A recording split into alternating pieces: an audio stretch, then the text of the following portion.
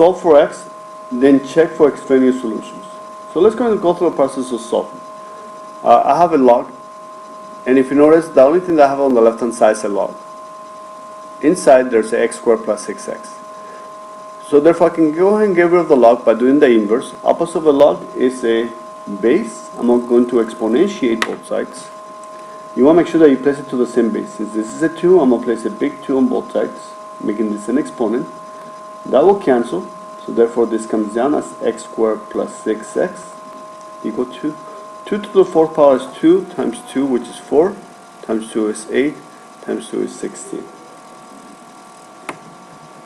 And now I have a quadratic equation. I want to make equal to 0, so therefore I'm going to move my 16 to the left. You can say negative 16. I have x squared plus 6x minus 16 equal to 0. And now I must see if I can factor. If I can factor, then I can complete the square, since this is even and there's no leading coefficient. Otherwise I might have to go through the whole quadratic formula. But in this case I believe this one factors nicely. X and x, factors of 16 will be 8 and 2.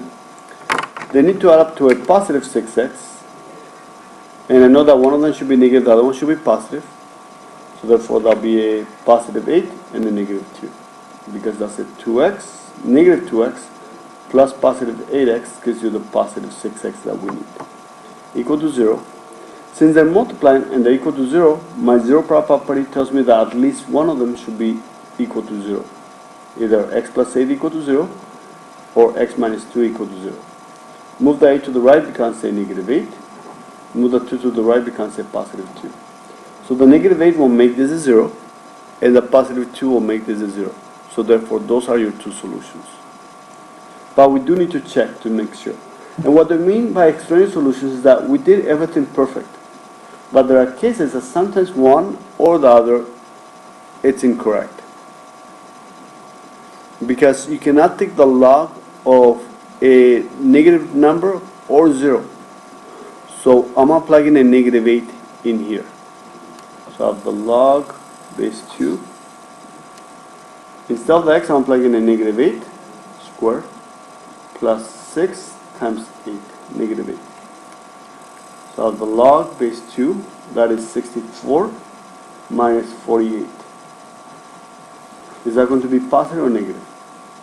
That's positive, which is correct. That's the only thing I'm looking for. If you want, you can go ahead and continue simplifying. That gives you 16, which is 4. And is that equal to 4? Yes. But in this case, the only thing that I'm concerned is that I want whatever answer I get, I want it to be greater than 0. I don't want it to be 0, and I don't want it to be negative, because otherwise it gives you an error. You cannot take the log of 0, or you cannot take the log of a negative number. In this case, we're taking the log of positive 16, which is fine. So, negative 8 is fine. Same thing with 2.